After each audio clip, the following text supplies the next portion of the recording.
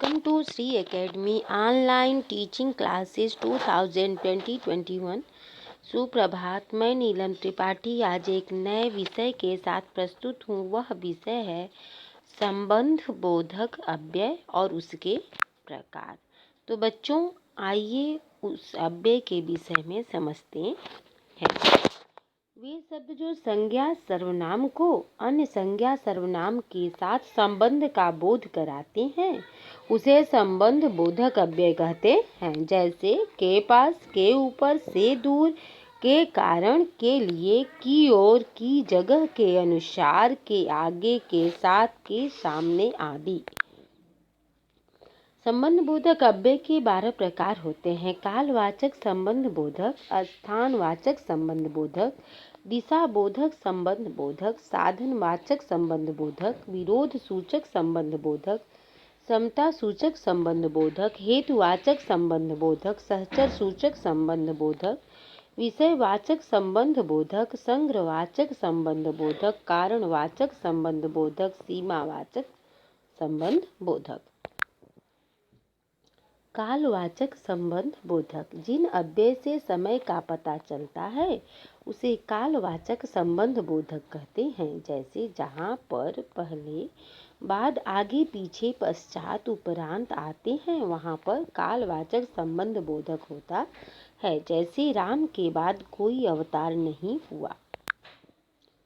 स्थानवाचक संबंध बोधक, जो अव्यय शब्द स्थान का बोध कराते हैं उन्हें स्थानवाचक संबंध बोधक कहते हैं।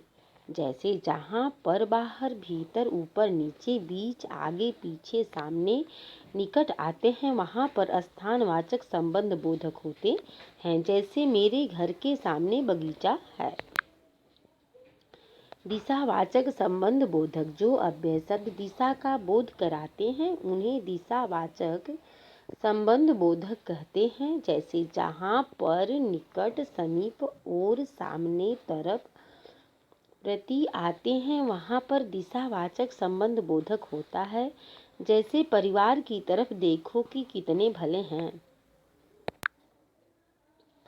साधनवाचक संबंध बोधक, जो अव्यय शब्द किसी साधन का बोध कराते हैं उन्हें साधनवाचक संबंध बोधक कहते हैं। जहाँ पर निमित्त, द्वारा, जरिए, सहारे, माध्यम, मार्फत आते हैं वहाँ पर साधनवाचक संबंध बोधक होता है। जैसे वह मित्र के सहारे ही पास हो जाता है।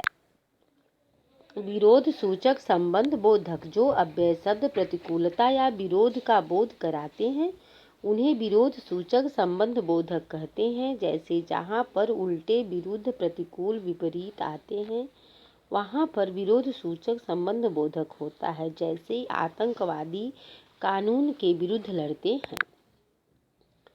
समता सूचक संबंध बोधक, जो अव्यय शब्द समानता का बोध कराते हैं उन्हें समता सूचक संबंध बोधक कहते हैं। जहाँ पर, अनुसार, सामान्य, तुल्य, तरह, सदृश, समान, जैसा, वैसा आते हैं वहाँ पर समता सूचक संबंध बोधक होता है। जैसे मानसी के समान मीरा भी सुंदर है।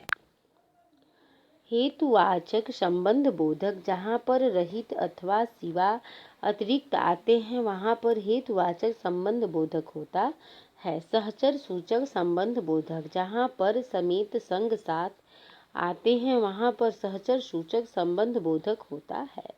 विषयवाचक संबंध बोधक, जहाँ पर विषय, बाबत, लेख आते हैं वहाँ पर विषयवाचक संबंध बोधक होता है।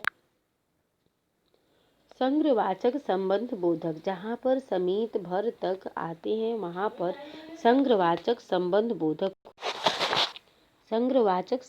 बोधक होता है। कारणवाचक संबंध बोधक, जो अव्यय शब्द किसी कारण का बोध कराते हैं उन्हें कारणवाचक संबंध बोधक कहते हैं। जहाँ पर कारण, हेतु, वास्ते, निमित्त, खातिर आते हैं वहाँ पर कारणवाचक संबंध बोधक होता है।